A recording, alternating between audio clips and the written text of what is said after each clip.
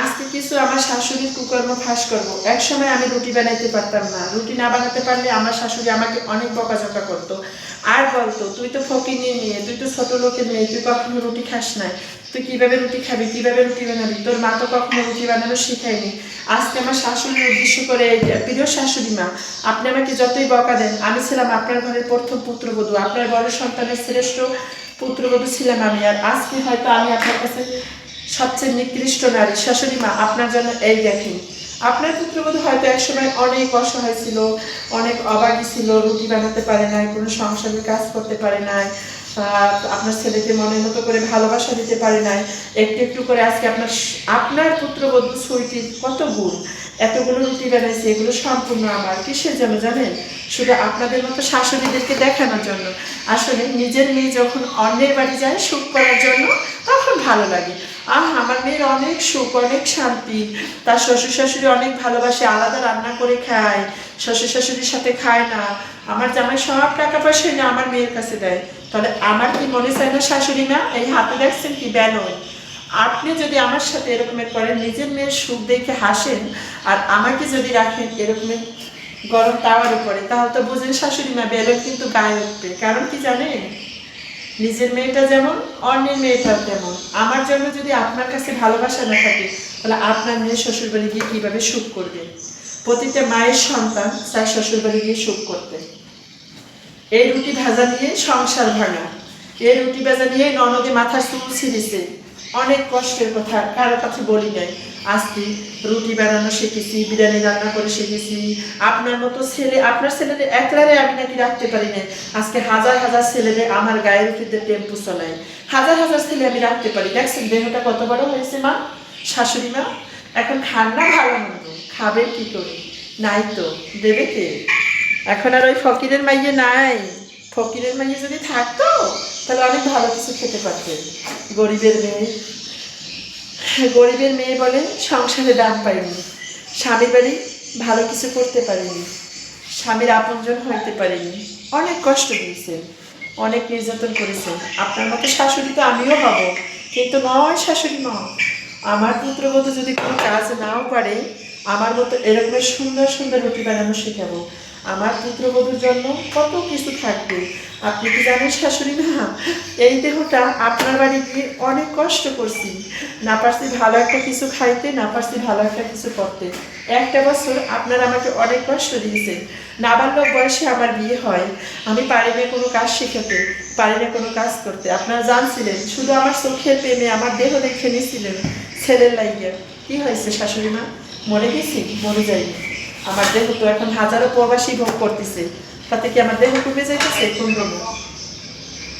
কিন্তু হ্যাঁ, হ্যাঁ শাশুড়ি মা, কোটি কোটি টাকা ইনকাম করবো, অনেক টাকার মালিক হইব, অনেক কিছু করবো শাশুড়ি মা, শুধু পাবো না আপনাদের ভালোবাসা। হাসছেন না শাশুড়ি মা, জীবনটা তো শেষ। কি বলবো, আমার জীবনের উপরে এত টেম্পু চলবে সেটা আমি হয়তো ভাবিনি শাশুড়ি মা। পুত্রবধূর শাশুড়ির অত্যাচারের জন্য আজকে এই রুটি, আপনার বাড়ি থেকে আমার তালাক হয় রুটির কারণে। আপনার মেয়ে বলে আমি নাকি অকর্মা, আমি নাকি ফকিন্নির মেয়ে, আমি নাকি জীবনে কারো ঘরে সুখ শান্তি করতে পারবো না, আমার নাকি সারা জীবন এই কাজ করে খেতে হবে, আমি নাকি ওর ভাইয়ের সংসার করতে পারবো না। আজ দেখ প্রিয় ননদ, তোর ভাই কোথায় আর আমি কোথায়। দেখ আমার এখন অনেক সুখ, অনেক শান্তি, যে সুখ শান্তি হয়তো টাকা দিয়েও পাবি না তোরা কিনতে, কারণ গরিবের মেয়ে অনেক কষ্টই থাকে, স্বাভাবিক। তাই আমার জীবনের কষ্টের কথাগুলো শুনলাম। এমন এমন শাশুড়িরা থাকে মেয়েদের জীবনের উপরে অনেক আঘাত করে, সে আঘাতগুলো হয়তো তোর মাও আমার উপরে করেছে। চাইনি তোর প্রবাসী বউ হইতে, হাত লাগছে, কারণ প্রবাসীর বউ হওয়া জীবনের সবচেয়ে বড় ভুল। কারণ না পাই স্বামীর ভালোবাসা, না পাই সন্তান, না পাই শ্বশুর শাশুড়ির ভালোবাসা।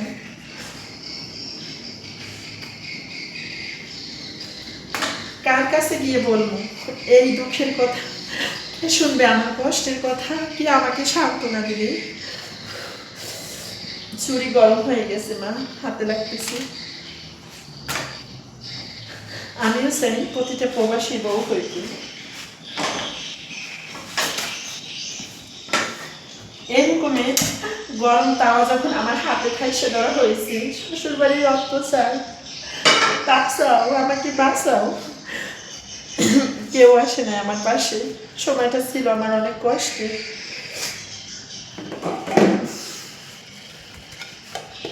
আমি জীবনে ভাবতে পারি নাই আমার মাকে দেখে এরকমের রুটি পাতিল ঢাকে অন্য জায়গায় নিয়ে গেছে, কিন্তু আমার মাকে দেয়নি। কারণ আমার মা যদি সব রুটি খেয়ে ফেলে তাহলে তারা কি খাবে, এইটা বলতো। প্রতিটা মেয়ের জীবনে এরকমের কষ্ট দুঃখ থাকে, কারণ মেয়েদের জীবনে কখনো সুখ থাকে না।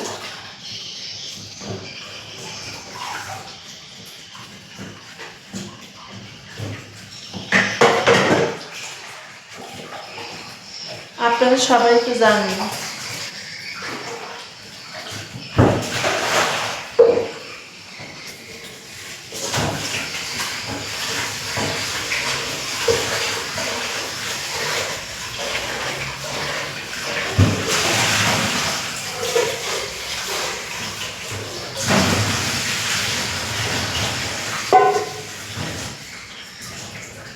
আমার জীবনের শ্রেষ্ঠ দিন, কষ্টের দিন সারা জীবন মনে থাকবে। এই জীবনে অনেক কষ্ট করেছি, অনেক শান্তি উপলব্ধ করছি, কিন্তু কখনো মানুষের ভালোবাসা পাইনি, মন পাইনি, কারো মন পাইনি।